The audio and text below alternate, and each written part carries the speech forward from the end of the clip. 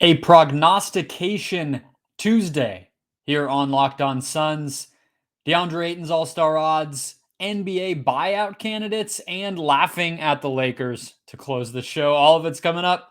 Don't miss it right here on Locked On Suns.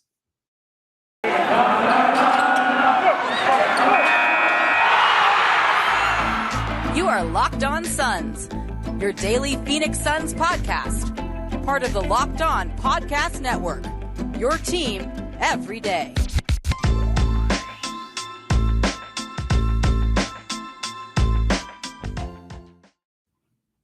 We are back. This is Locked On Phoenix Suns. We are part of the Locked On Podcast Network, and I'm your host, Brendon Kleen, covering the Suns the past 5 seasons as a credentialed media member. Thank you for making Locked On Suns your first listen every single day. We are on YouTube, growing that channel slowly but surely. Giveaways abound. I got a towel. I have a Kelly Oubre bobblehead. Maybe more to come. I'm actually looking at another bobblehead right here that I haven't even brought up that I'm happy to ship out if the subscriptions keep coming. So if you have not already, go ahead and do that. We are also on Spotify, Apple, Stitcher, Google, wherever you listen. And the best way to support the show is to keep on listening like you already are. I liked my use of keep on there. I haven't used that phrase since I feel like I was 12 years old or maybe younger, but it fits and I love it and it's here. And so are we today. A little bit of a grab bag episode as these off day shows tend to be. You heard the rundown at the top, so we'll dive right in. First, though, folks, today's show is brought to you by TrueBill, the new app that saves you money by helping you identify and stop paying for the subscriptions that you don't want or need. TrueBill can even negotiate better deals on the ones you want to keep.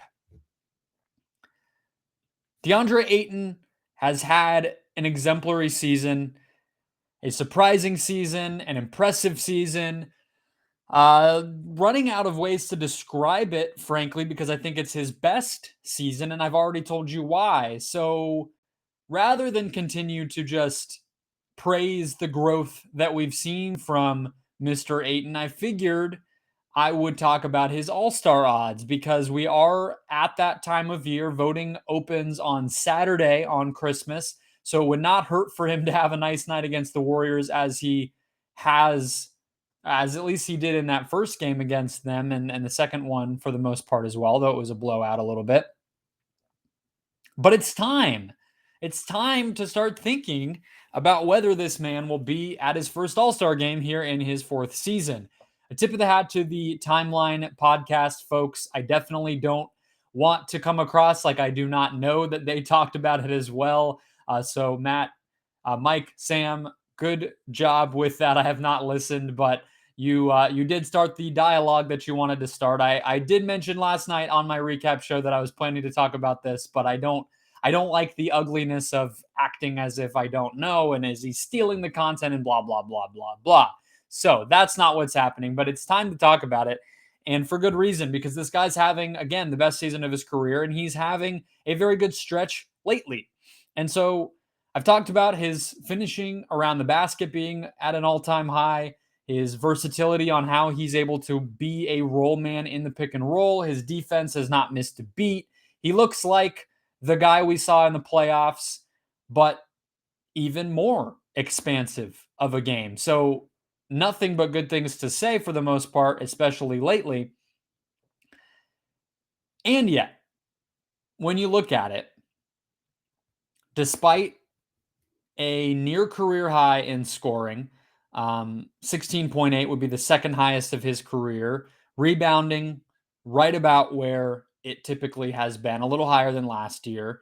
Field goal percent, all the counting stats, he's basically right around where he's been his whole career. His advanced numbers are the best they've ever been, though. 2.0 box plus minus. The box plus minus loves his offense this season, which has been a little bit of a surprise. And then still by far the best defensive season of his career in that metric as well, even if it's not quite as bullish on the defense as some of us who watch be. 2.0, though, doesn't get you where most centers who make the All-Star team get. And that's really where the conversation starts. If you look back the past 2 or 3 All-Star games, there have been three mainstay players: Nikola Jokic, Joel Embiid, Rudy Gobert. Those are the three guys who I believe the past two All-Star teams, All-Star games, all three of those players have been on the rosters. Now, pretty clearly, to me at least, Rudy Gobert is an obvious comp, right?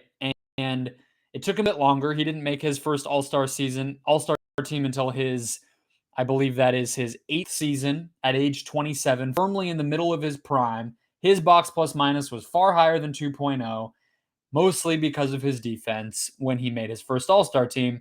Last year, it was about the same.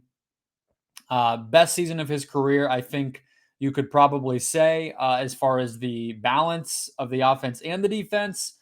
His 2018-19 season was great as well. He did not make the All-Star team, but it took a while of proving it to the voters, is my point. Nikola Jokic, Joel Embiid, as much as I love Deandre Ayton and what he's doing this season so far, it's very difficult for me to sit here and compare him to those players. But if you rewind a bit further than that, you get to Bam Adebayo, who was an All-Star in his third season.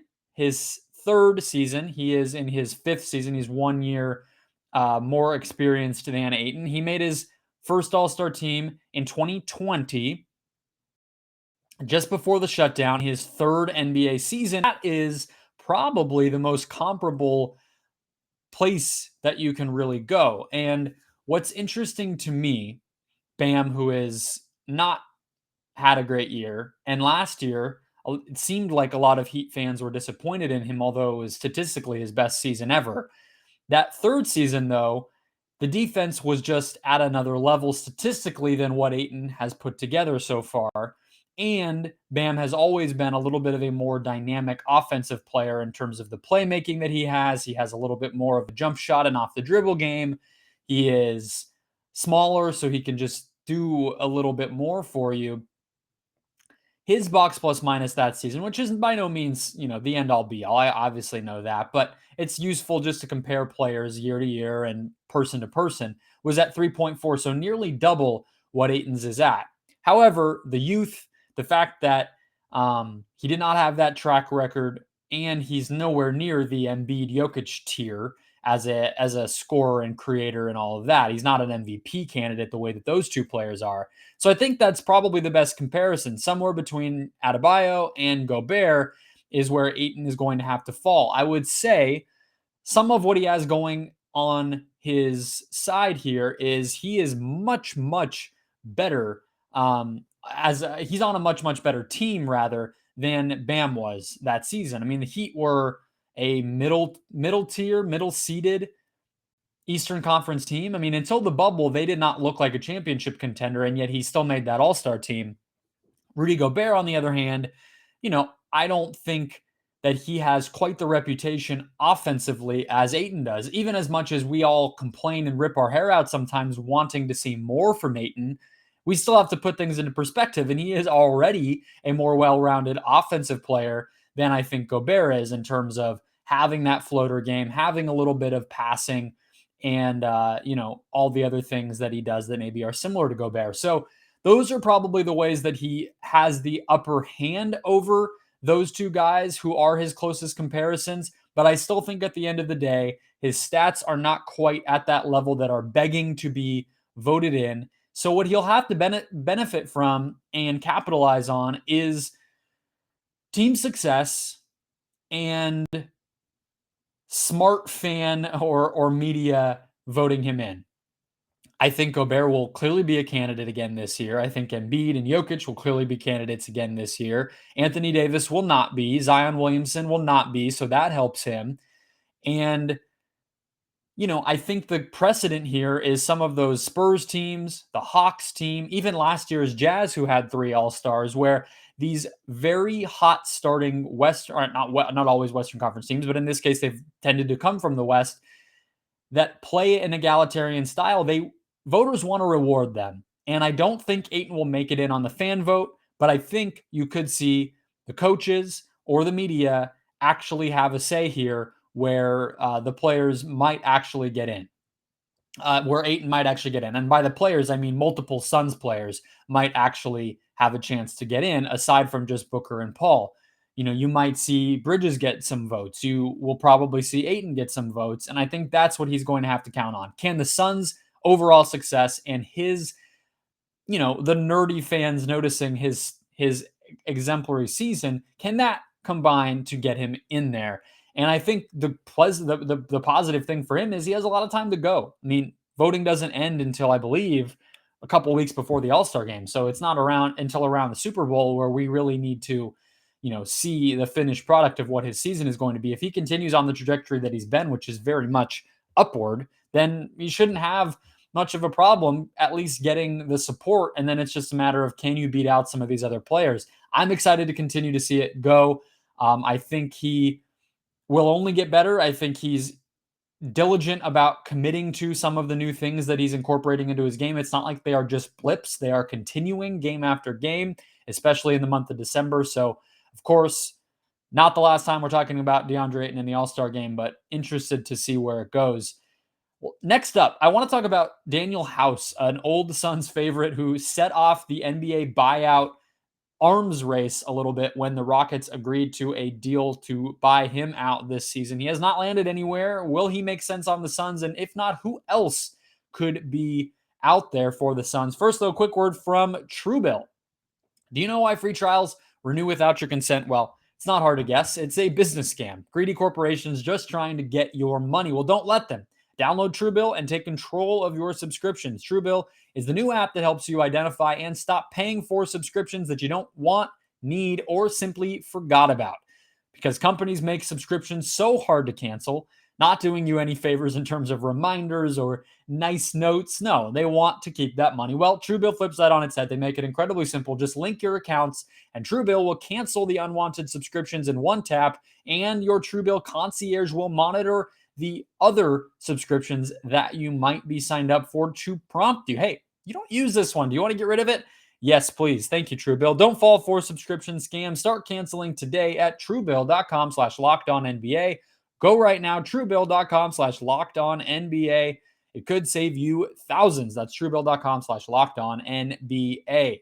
Today's show also brought to you by BetOnline.ag. BetOnline has you covered all season for more props, odds, and lines than ever before. As football season continues its march to the playoffs, BetOnline remains your number one spot for all of the sports action this season. So head to their new updated desktop site or mobile app. Make an account today. And when you do, use the promo code Locked On when you make your first deposit to get a 50% welcome bonus. That's promo code Locked On when you make your first deposit to get a 50% welcome bonus straight to your account. From football and basketball to the NHL, boxing, UFC, and even your favorite Vegas casino games. Don't wait to take advantage of all the amazing offers available at BetOnline throughout 2021 and beyond. BetOnline, the fastest and easiest way to bet on all of your favorite sports. BetOnline, where the game starts.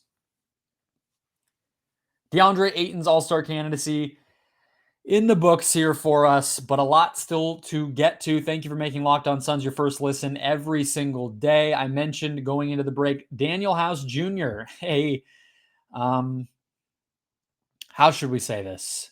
Notorious NBA player, both in the Valley, where he honestly got one of his first shots in the league as he might have been a two-way player or a 10-day player back during the dark days of the tank.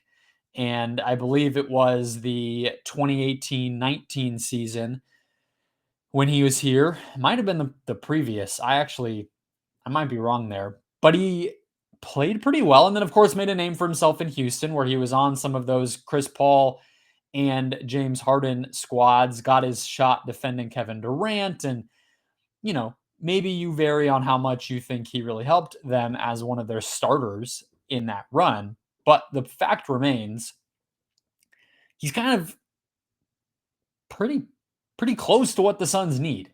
And so he was bought out by Houston, really the first player to be bought out. Or I'm not actually sure if that's official. It came from Woj. It's one of those things where it may be a little bit before it actually is finalized, but never.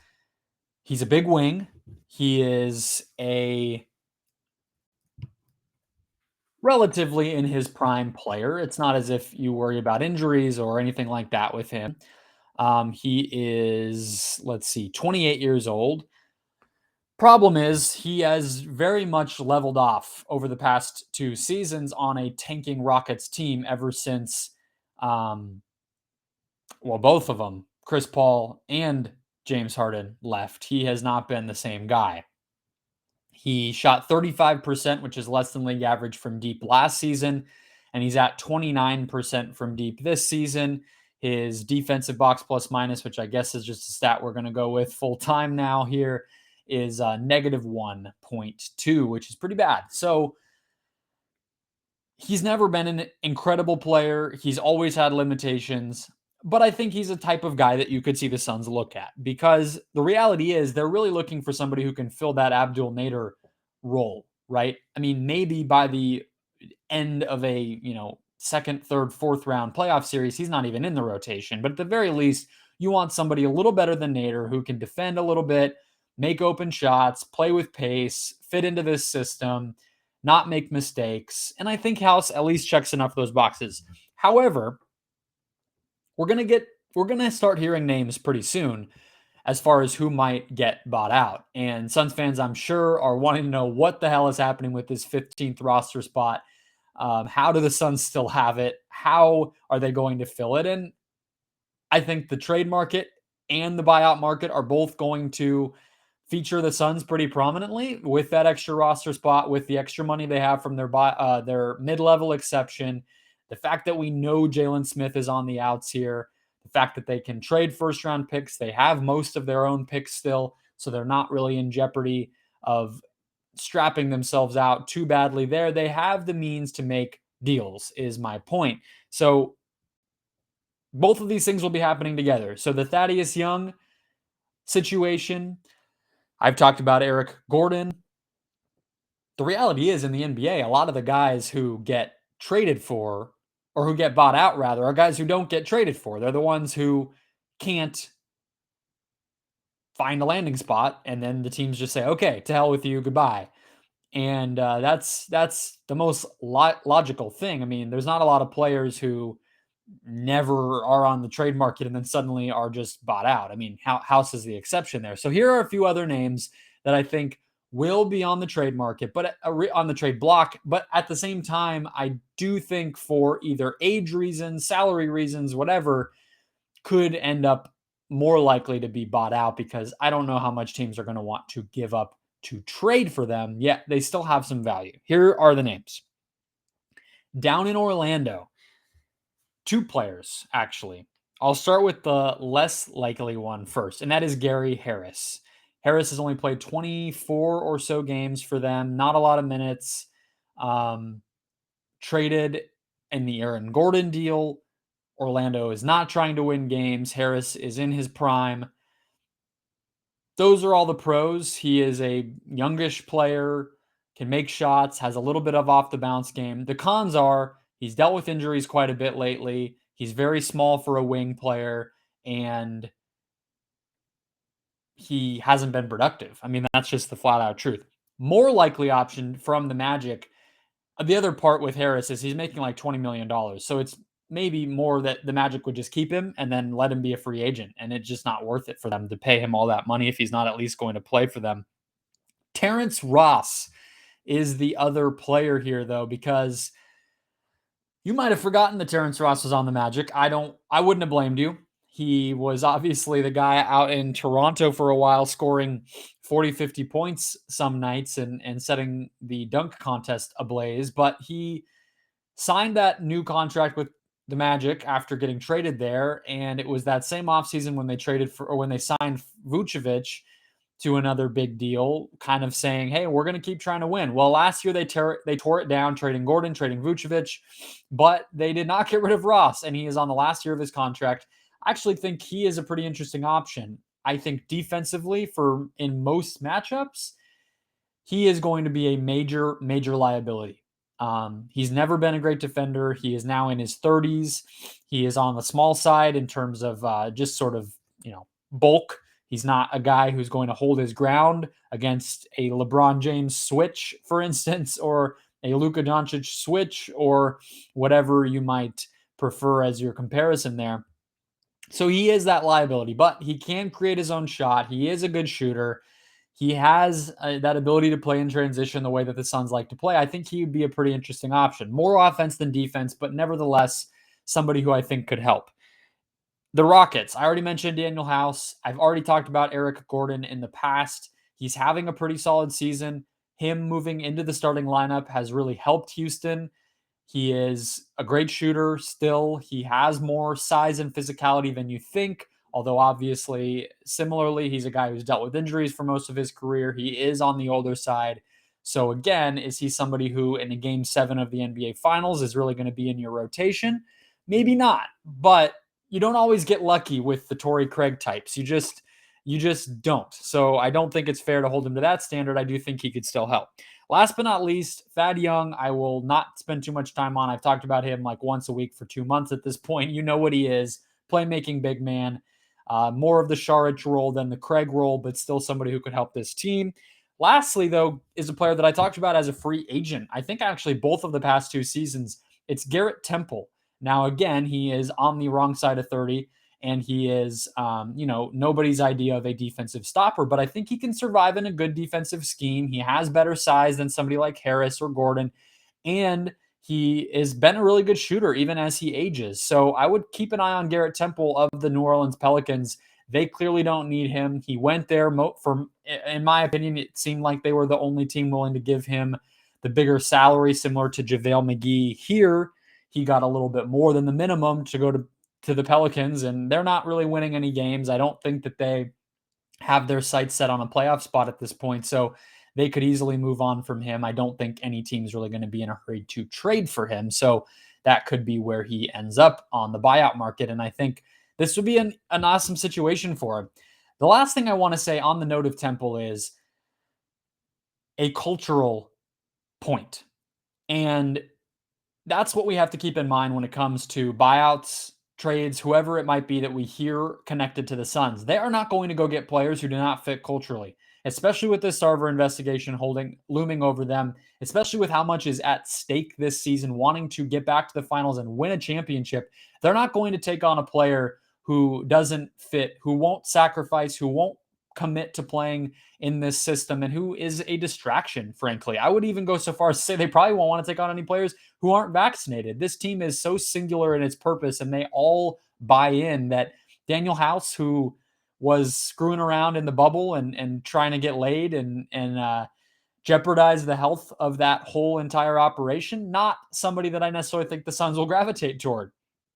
On the other hand, though, I actually feel like that's a point in the positive column for Garrett Temple, who was on the NBPA executive committee with Chris Paul, is widely renowned as an awesome dude no matter where he has been, even if he hasn't always stuck where he plays. He's a guy who I think would be a great cultural fit. So just keep that in mind as you hear names, as you are thinking about the possibilities for your Phoenix Suns. That's just something to keep in mind. All right, let's close out the show with a quick preview of the Lakers game tonight. TNT, who knows who's going to be playing by this point? It's so difficult to know this day and age, but it's a fun game nevertheless, and I want to laugh at the Lakers. So we'll get into that in just a second. First, though, a quick word from Boost Mobile. Love to talk to you guys about Boost Mobile. Love to tell you that Boost Mobile is changing the game. You listen to podcasts for the power of knowledge. You switch to Boost Mobile for the power of saving money, because with Boost, you get the power of a free 5G phone. You can listen to all the latest episodes, the power of 3 unlimited data lines for $30 a month per line, so your family can harness all that brain power, and the power of one of America's largest 5G networks. So you can do it all at the speed of 5G.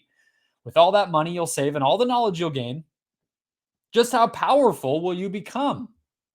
Switch to Boost Mobile and find out. Get a free Samsung Galaxy A32 5G when you switch to one of America's largest 5G networks. More power to save. Boost Mobile. Boost Mobile. Disclaimer, free phone limited to new customers and 1 per line. Additional restrictions apply. Offers and coverage not available everywhere for all phones and networks. See boostmobile.com for details. Suns Lakers tonight. TN 8 o'clock local time, late game. I can't lie to you guys. I have been looking forward to the day where the Suns are in all these national TV games, and then they get here, and I have to admit to you that I am completely worn out of these late starts, and I'm an old man, and they are making my hair gray, and they're making me cranky, but it should be fun nevertheless. Folks over at silverscreenandroll.com, who I always appreciate the diligence with which they give us the information about this team, have a nice handy who on the Lakers is in the NBA health and safety protocol, which is very useful.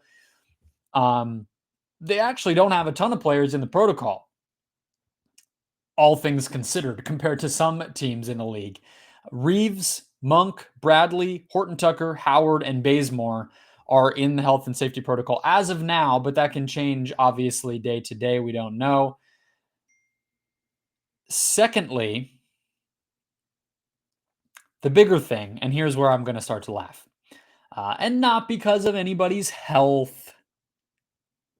Don't get me wrong. I'm not rubbing it in and laughing at a player being hurt. But Anthony Davis is out again. Again.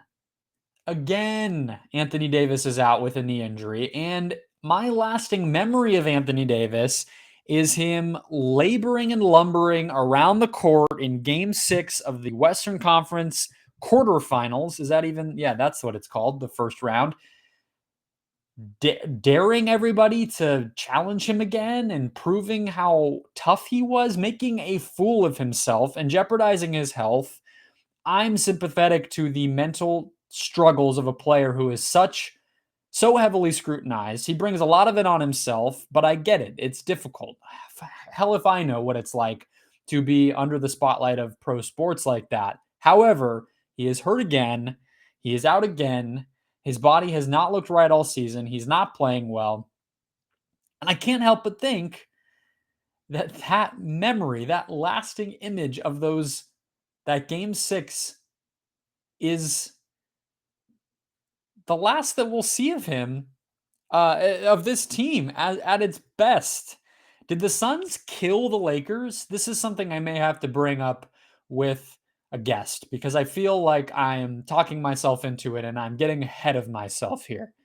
But I thought the Suns had a chance in that first round series last season, even before Anthony Davis went down, because I did not like how LeBron looked. And I did not think that AD alone was going to do that much damage. If you replay that series and AD is healthy and also Chris Paul does not suffer that fluke injury, I think the Suns still have a chance, and they won anyway because AD did go down and because Devin Booker went supernova in Game 6. Then they go out and trade for Russell Westbrook of all people, and they suffer a humiliating beatdown right in the first week of the season at the hands of your Phoenix Suns, and it's been pretty mediocre, if not worse than that since. So tomorrow night, they're going to roll out Westbrook, probably Ellington, LeBron, maybe Carmelo, maybe DeAndre Jordan. They're not going to have any shot. The Suns are going to win this game. It's going to continue to be embarrassing, and then they're going to do what every LeBron team does, which is going to be to trade Talen Horton-Tucker, the last player who has any sort of value on this team to trade. They're going to strip the roster down. They're going to have no assets going forward. And then LeBron will retire, or maybe he will leave, and then it will be embarrassing again because they will be right back to square one. They got their title. Of course, cannot take that away from them. However, the Suns may have slayed this version of the Lakers. It might be over. They have one star who can't stay healthy and doesn't know what he wants to be as a player. And they have another star who's 37 and is not in the staying healthy category much himself. And their third star is not a star. You probably noticed I'm getting spicier. This Suns team is so good. I'm getting cocky. You talk about them every day. You appreciate how great they are every day. And it's hard not to get cocky and on a high horse and a little bit ahead of myself. But such is life. Such is the NBA. I will be watching gleefully as the Lakers fall again tomorrow night. You can book it. It will happen. I'm sure the line is like -15 Suns, even though they're on the road. You don't have to worry. It's not going to be a problem. That'll do it, guys. Recap show coming right after the buzzer tomorrow night. I will be right here at home, not a home game, so no scheduling conflicts there. Be right back here tomorrow and every single day to listen, catch up, stay in the loop with your Phoenix Suns. I also have a surprise coming for you guys tomorrow. I'm excited to talk about it, so stay tuned, and I will talk to you then.